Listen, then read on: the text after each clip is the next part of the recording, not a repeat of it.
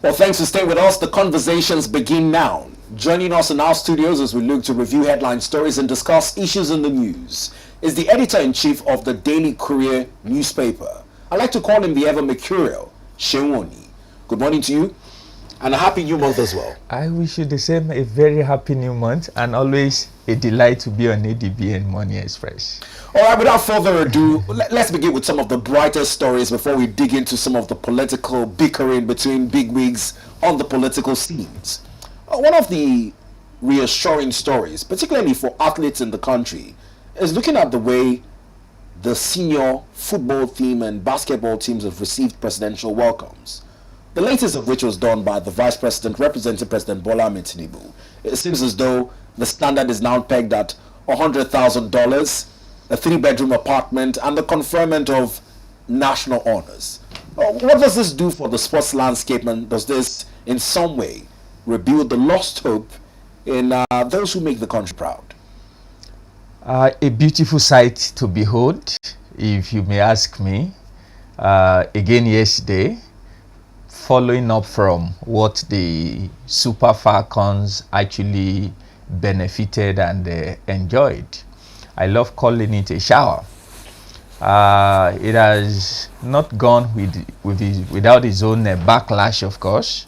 It's unexpected, but I think globally that's actually the nature of sports.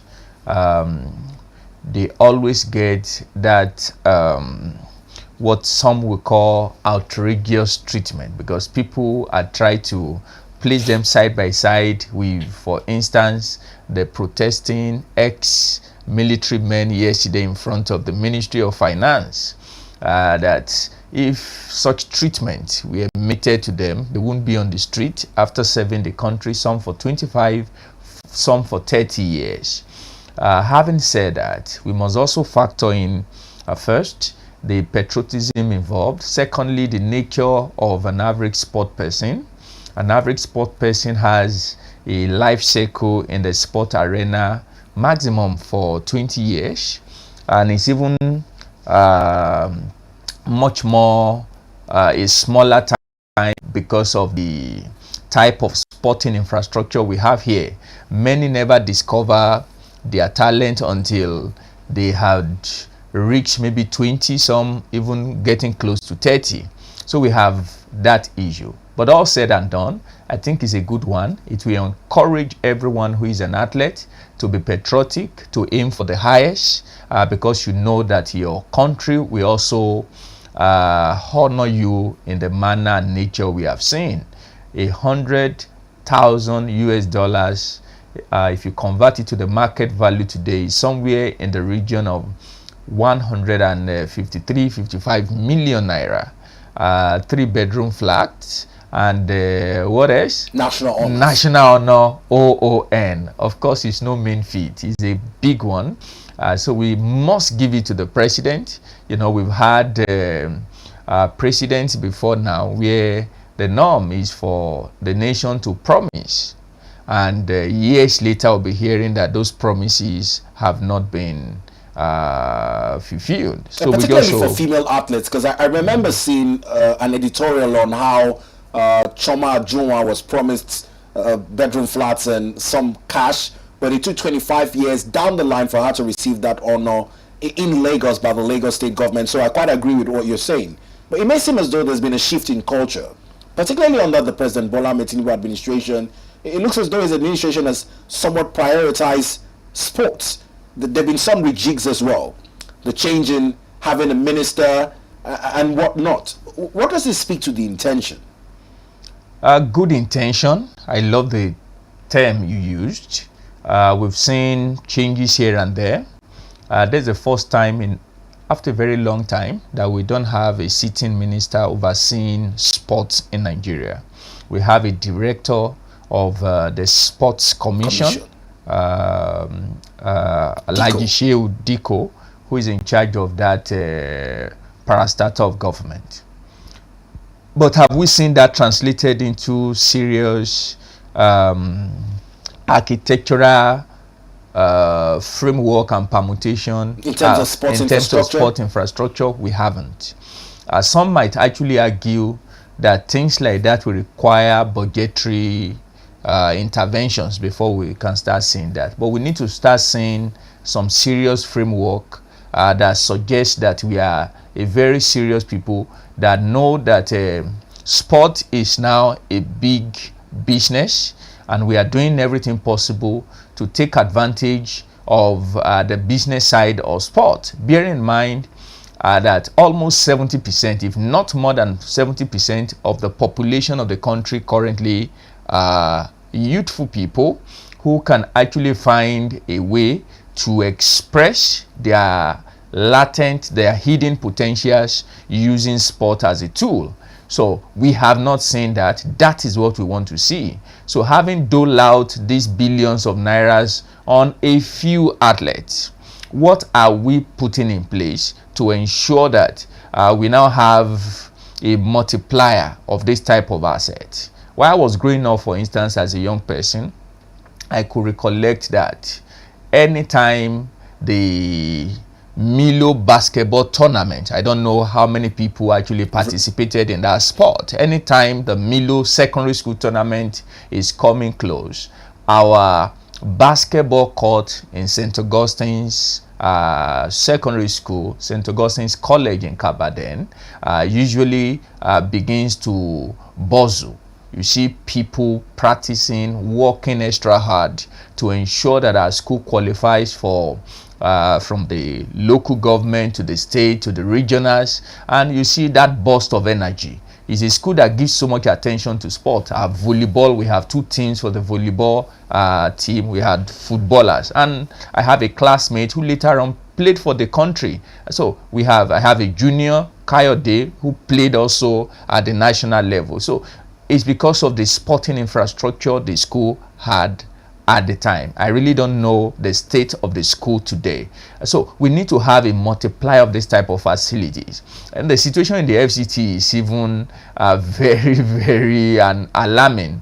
And I don't want to use the word annoying because sometimes I ask the question, who actually gives the permit for some of these schools to be situated here? You find a secondary school that is on a quarter of a plot, and it has classes from JS1 to SS3. So how would you pack students with that type of energy? That's when students actually want to express themselves, not just academically. They also want to find a way to ventilate the skill set they have in other areas of life. So those are the things I think the government must prioritize far and beyond doling out dollars and giving flat and conferring ON awards. Very well said then. Moving away from the Afro basket victory that has seen this conferment and award as rolled out by the presidency, there's been a pertinent call as issued by senior human rights lawyer and senior advocate of Nigeria, Femi Falana, who has urged the federal government to reconsider policies as influenced by Bretton Woods institutions, some of which, in his words, has brought about the extinction of Nigeria's middle class. This, I believe, is a conversation that is not new. Many had already raised alarm over the sudden disappearance of the middle class owing to the current economic realities in the country. But a call coming from the human rights lawyer this morning, what does this speak to our consciousness as a people? I think I agree absolutely with the learned senior advocate. And like you rightly also submitted, is not any new thing he's saying.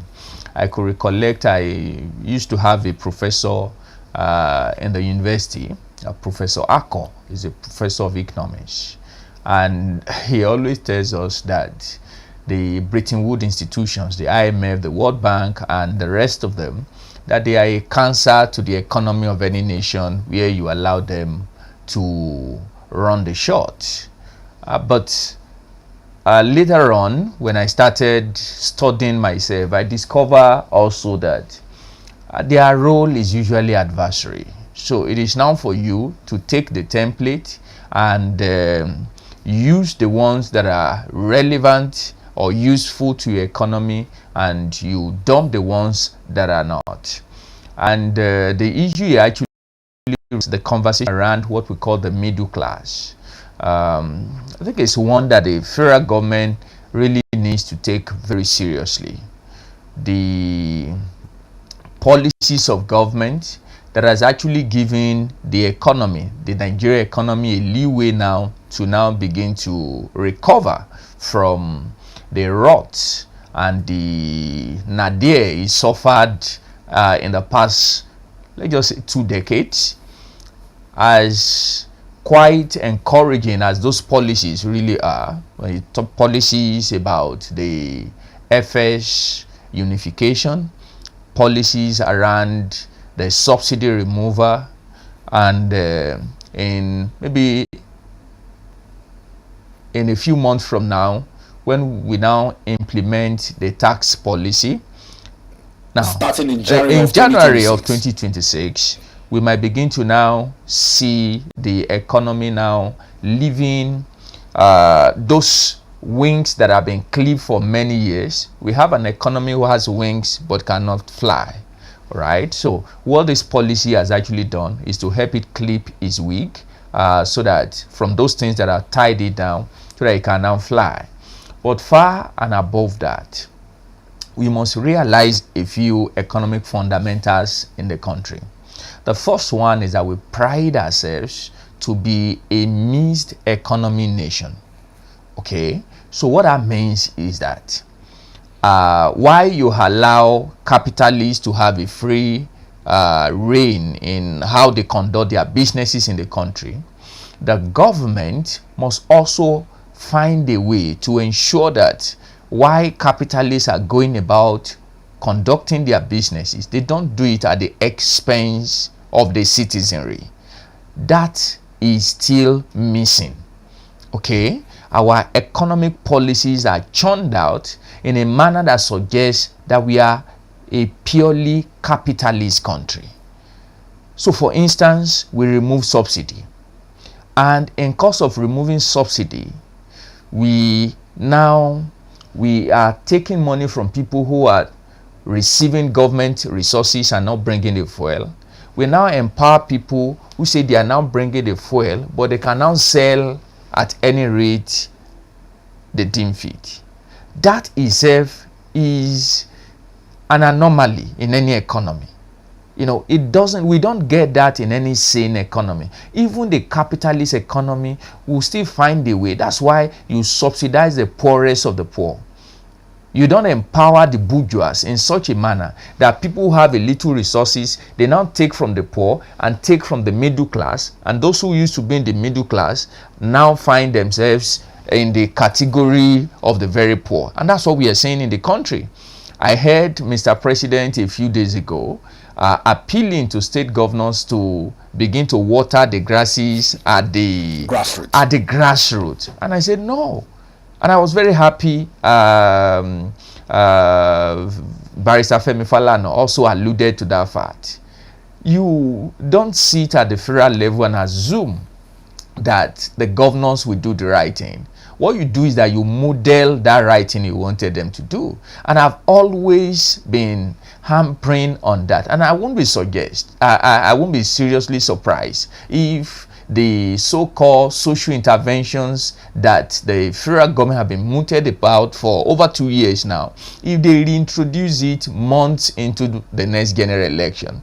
Because we take very serious economic policies, but seriously they are as a result of political expediencies. So I was thinking he's a different person in that light. And I just hope this idea of assuming that government are the subnationals will do the right thing, he quickly just wake up and smell the coffee, that it won't really happen. He must do what is right for the economy and stop assuming that government are the subnationals will do the right thing. He just needs to do what is right. And what is right is that in churning out this economy, you must also consider the unintended consequences of these policies. The moment the government start thinking this way, and don't assume that it's like security. We're having insecurity issues, and you hear statements from the federal government suggesting that a governor should make sure they talk to stakeholders. And no, the first thing you need to do is put your boot on the ground and insist that the federal apparatus that you have control over, they go there and ensure that the right thing is done. As long as you don't do that, and you are assuming that governors, they are the closest to the people, they know the right thing to do, sadly, some of these governors don't even stay in their states. They don't. And a few who really stay in their state, because of this idea of patronage, most times you have square pegs in round holes, and you won't get the type of result that you require. But eventually, the consequence of that is that the non-performance at the subnationals will end up affecting the overall outlook of the entire economy as a federation. So that's the sad reality of our country. Well, it's no better said than Mr. Seun Oni has put it, but I missed this call from the senior advocate of Nigeria, Femi Falana. It's also what he described as the need to go into more interventions other than fancy, luxurious projects. I'm borrowing from his words now. Now, it's been a discussion on the 712 billion naira approved by FEC for the renovation, which the Minister of Aviation says now is more like a rebuilding, not necessarily a renovation of parts of Lagos and Kano Airport. But in terms of the funding, he's also talked about the need to use from subsidy gains as against borrowing to fund this project. But some aviation experts are of the opinion that that shouldn't even be the case. What do you make of the proposed 2-year project to renovate Lagos and Kano airports? Well, immediately we had our conversation. One of the things I usually use in illustrating our dilemma as a country and as a people is the egg and the chicken dilemma. All right, between the egg and the chicken, which one comes first? Is it the egg that will lay the chicken, or the chicken?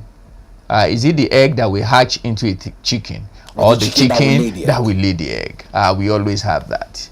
You know, everyone agrees that we have a revenue challenge, but people are usually very quick to start making noise when you now see a government trying to improve its earnings. Okay, you know, they are putting too much money there. Aviation, as it were today, is one of the places where we can make very quick revenue. That's the truth. Anyone who understands our economy knows that we have actually not scratched the surface on the potentials that we have in the aviation space. And so it's not unexpected if the government actually wants to do a more detailed and thorough job in busiest airport, so that we can now have more resources. You know, he did not actually mince word in his intervention when he said within 3 years, the level of investment we put there, we can actually recoup. I really don't know how many other industries we have where we can beat our chest and say if we put over 700 billion investment within 3 years, we'll recoup our investment. But having said that, the next question people will ask is that why do you prioritize airport that is meant for not just the elite? The airport is actually meant not just for the elite, it's meant for the elite of the elite. There are many elites who cannot afford. For instance, the last travel I made to Lagos, the ticket fee from Abuja to Lagos was about 273,000 naira. Is this to and fro just one way? Just one way, not two way, one way. Okay, for you to get anything below 180,000, maybe you have to book several days before your trip. Days or probably weeks. Weeks before your trip, and you are not even guaranteed that that type of travel. You might just be called a few hours to your travel. So we had serious issue in the aviation space that we really need to deal with. But what's the percentage of people that usually use the airlines? The airlines. That's the question. So if you are prioritizing that, how about our roads, where I was on the road a few days ago, and I've actually practically been on the road for about 3 weeks non-stop now. And one of the sad situation, you know, I came in, that was the first thing I shared with you, that is becoming embarrassing, that you can't travel across any of our states. So you're inadvertently saying that priority should have been on road. Of course it should have been, because that's where you have over 90% of the populace do their businesses, go about their everyday businesses, and even the highest contributions to our GDP as a nation happen on this road. But if I remember correctly, some years ago, there was an issue before the National Assembly as it concerns monies that's allocated to FEMA. A lot of persons were invited to answer this question. I don't think that probe quite turned out the results that Nigerians needed. I just remembered as you were speaking that the FEMA over time has had this backlash from Nigerians. FEMA, if I will be honest with you, is just another parastatal of government where a number of legislators and a number of people in the executive simply siphon our public resources. I can tell you that for free from investigative reports as a journalist. One of the things we have seen over the years is that their job statutorily is supposed to be interventionist. All right, it's supposed to be an interventionist organization. Unlike the ministry of their parent body, the Ministry of Works, where there will be line by line item budgetary allocation on how this should be done, goes through tender process, go through the BPE. So some of the you can quickly compare notes and say, oh, this project is not supposed to be worth this. BP can flag some gray, some red points in the budgetary provisions. But it's not the same with FEMA. FEMA has the resources warehoused somewhere. So when there is an intervention on the road, all right, they are called upon to go and do this. So it's easy to steal money in that agency. And so what we have seen over the years is that the paltry sum that is allotted to it usually goes to feed the corrupt tendencies of people superintending over them. That's why we've really not seen them doing anything serious in the past few years. But it's an eyesore. You move from south to east, the north to west, roads are impassable. I went to a state where the former governor left an unfinished airport. So the person who succeeded him is trying to see how he can ramp up and work on the airport to cast his own name in good light. Also, he started a bridge, or what you call overhead bridge project in a place that really does not need that type of flyover, that really does not need any flyover. All right, but all the roads that actually lead you to that state, they are impassable. Some of them are so bad that you practically have to the public buses that I saw on the road practically have to tell their passengers to come to disembark from the vehicle, and they have to find a way to meander. And those are the type of states that will tell you that they are looking for investors. Please, what type of investor goes to that type of a state to do any serious business when all the roads leading to a state are actually not passable? So it's the challenge we have here. We just have a prioritization problem where we really don't know what should come first and what should go next in the interest of public good. It's quite thought-provoking for Mr. Seun Oni on the priorities of governments in line with debates on the 712 billion naira as approved by FEC for innovations of part of Lagos MMIA and the Kano airports. Now, away from this is also been the debates on where our crude oil production has been at. This morning, according to reports from the NUPRC, Nigeria has surpassed the OPEC quota. Looking at the data available for production in the month of July, reportedly, we have surpassed the 1.8 billion barrels per day crude oil production in that regard. Now, the debates are on if this translates into better funding for the 2025 budget that is in deficit already. Is this hope, or is it a step-by-step uptake? And I think it's a good news for the country, because the problem we have before now is that even the quota we are giving, we've not been able to meet up the quota. And if you put us side by side with nations that have double our OPEC quota, they don't have our population, they don't have our financial challenge. Yet, the little quota we are giving, we can't even meet up, often due to technical issues, to insecurity, and several other factors. So it's a good one. That simply means we'll have more resources to fund our project, and I think that's a big one for the government, and it goes a lot to also tell us the level of security that has actually returned to that part of the country. So it's a good one. Now, in keeping with projections going into 2025, I know this is just one of the indices that we use to gauge where we are as a country. What does this speak to in terms of this, what I call it, improved production? Particularly, is it on the angle of the loopholes being able to be blocked? Is it in more productivity from the oil majors? What's the upstream sector getting right in this regard?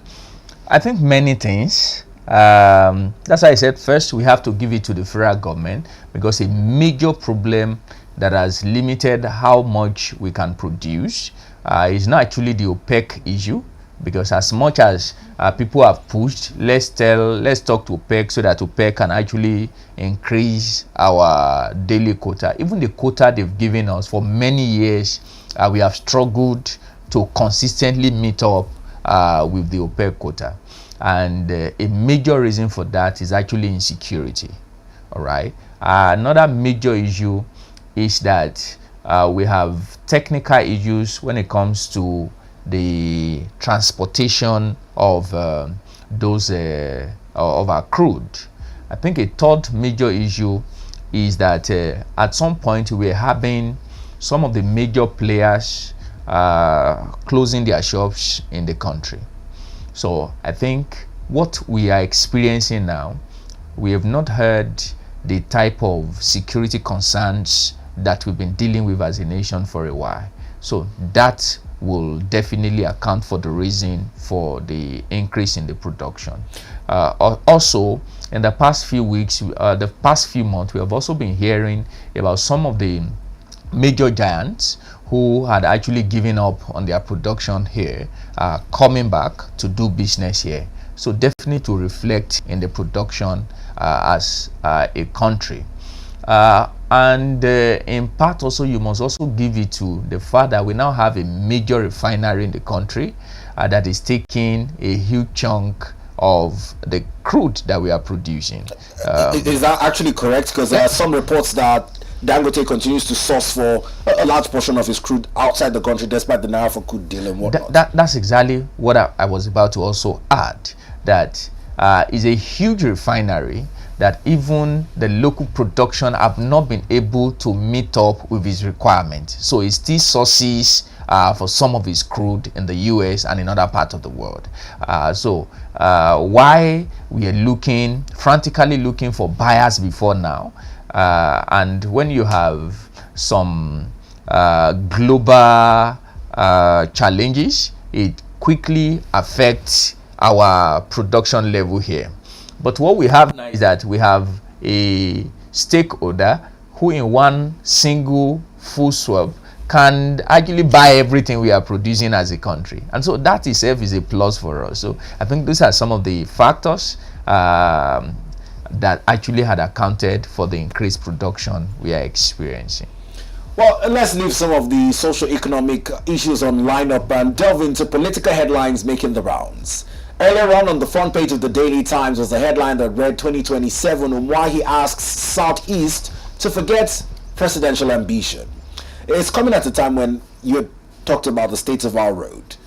More or less, his primary assignment as a minister under the President Bola Ahmed Tinubu administration is to get on with road infrastructure.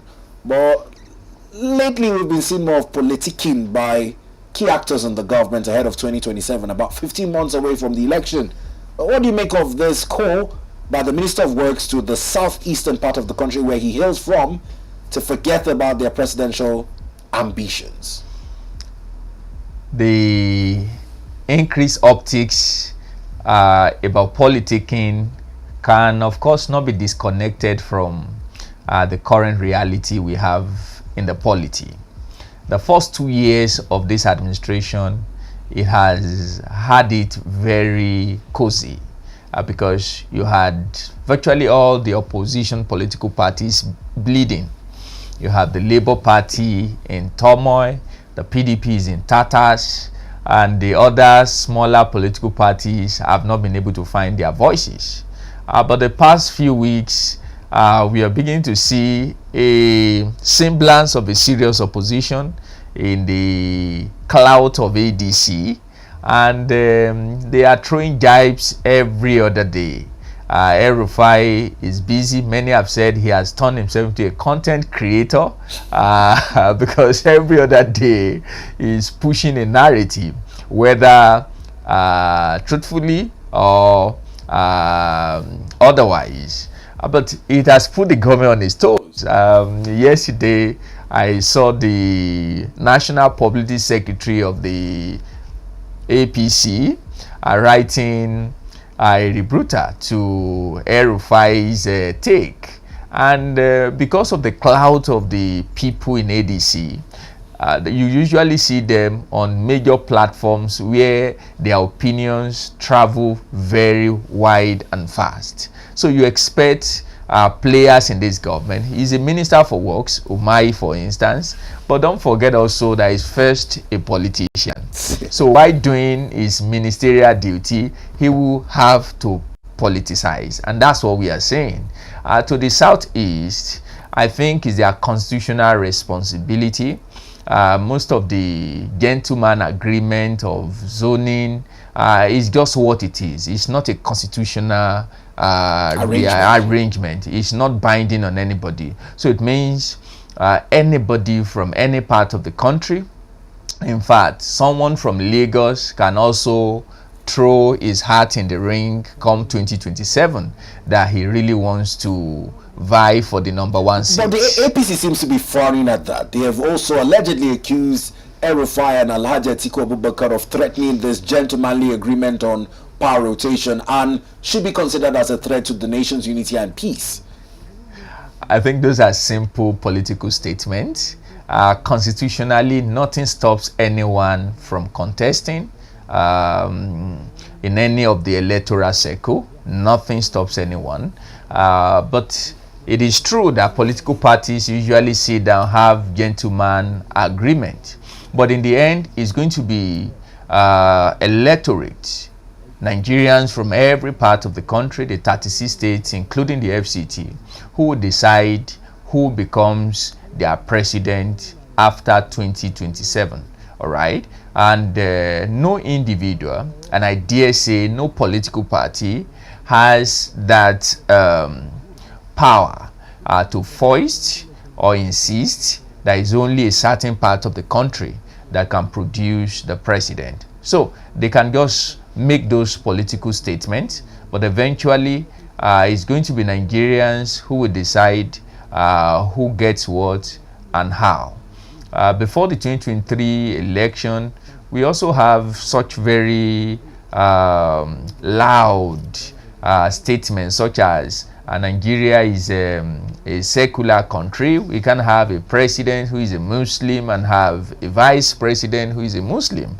Some actually went overboard and practically were threatening to do XYZ if we have Muslim. They have been there for over 2 years. Heaven did not fall because people voted for them. They won the elections and here they are today. So 2027, Nigerians also will decide who gets it, whether from the south, from the southwest, from the southeast, or even from any of the geopolitical zones up north. Well, another minister is in the news this morning, and it's the FCT minister, fresh out of a media parley, has made quite strong statements. We'll be looking at two of them because of time this morning.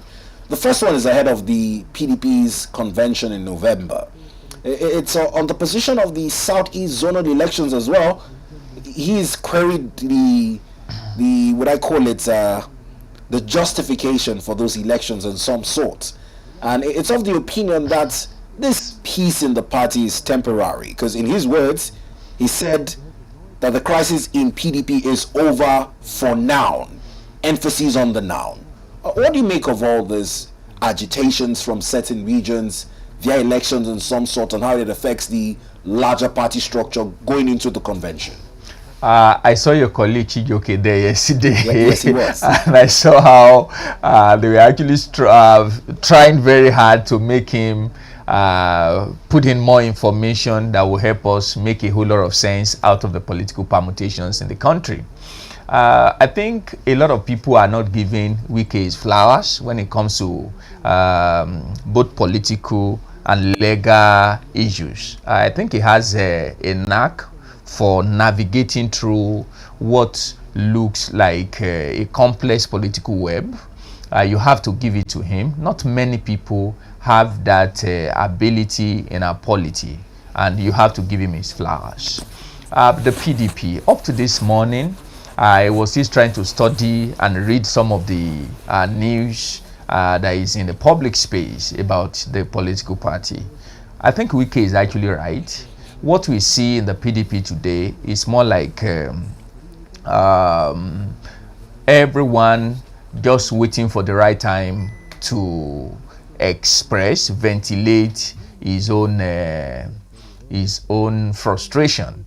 Many more like a pent-up anger, waiting for the right moment to explode. There are still many unresolved issues. Stakeholders in the Southeast, as it were now, are really not very happy.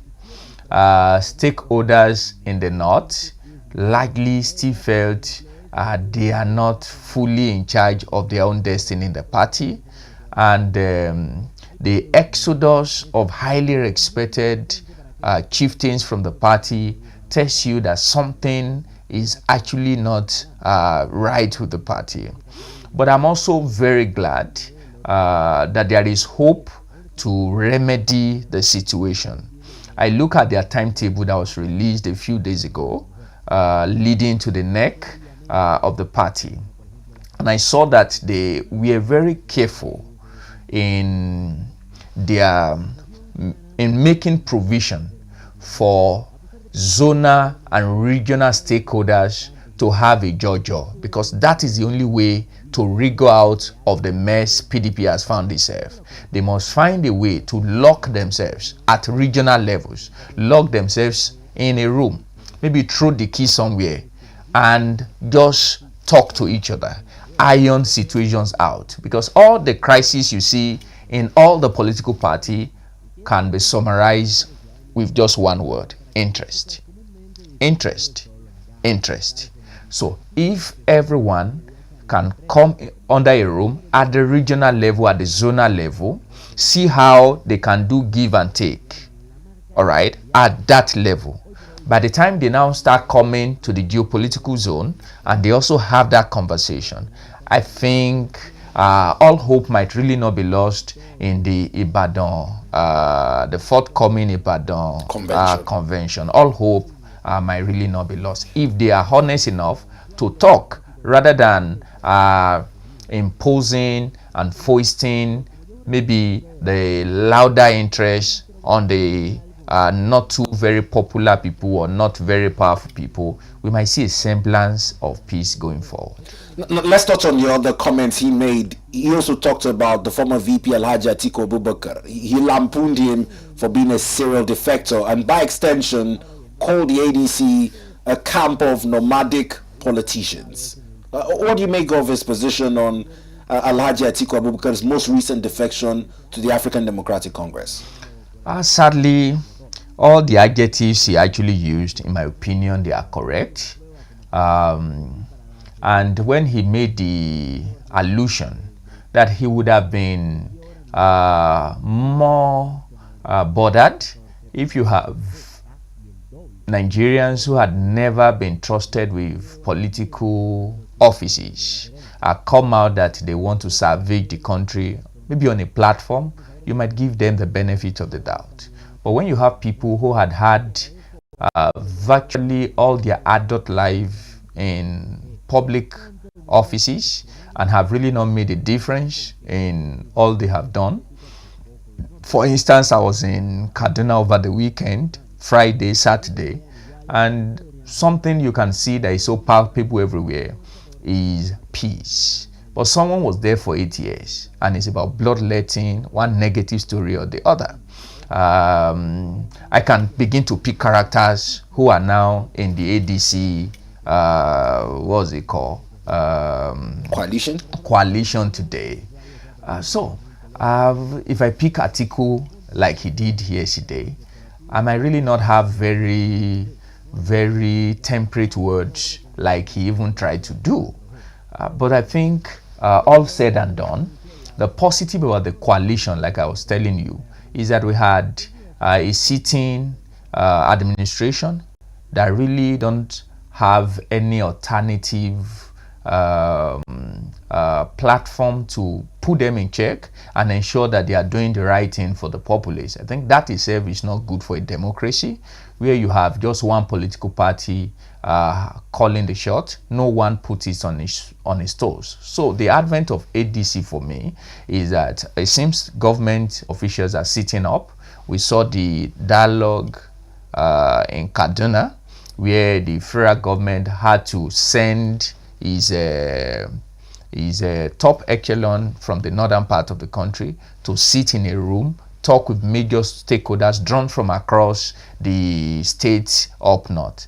So that is a good one. I read an opinion today by the former SA to the vice president who resigned, a highly respected elder in the north, a former spokesperson of the Ariwa Consultative Forum, and he was very clear that, well, that is a good step, but that's not what Nigerians really want.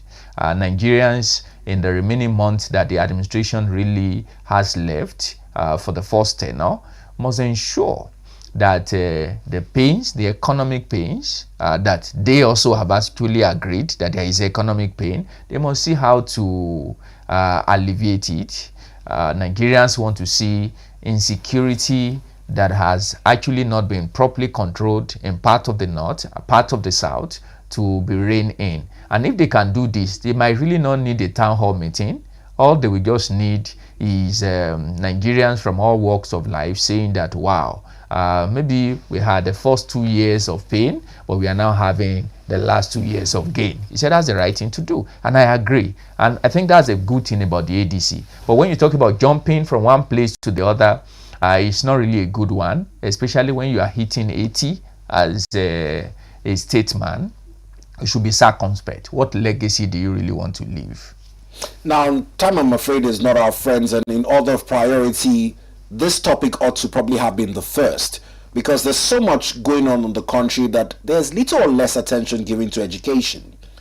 Coincidentally, the lead headline on the front cover of your paper looked at the performance in the 2025 WASSCE, where 38.32% thereabout of candidates managed to score credit passes in maths and English.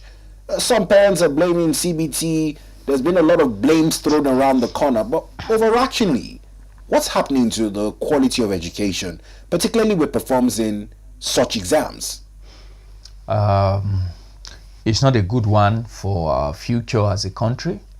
We saw that with UTME. We saw that with the NECO exams. Now we are having a repeat of the same thing in the WASSCE exam. It's really not a good one for us as a country, and it's even very worrisome when you now begin to observe that we are giving excuses that are not really tenable. You know, WASSCE made it very clear that from 2026 the exams will be 100% CBT. And so we have to prepare. If that is a line of argument people really want to have, it simply means you must be prepared for the worst.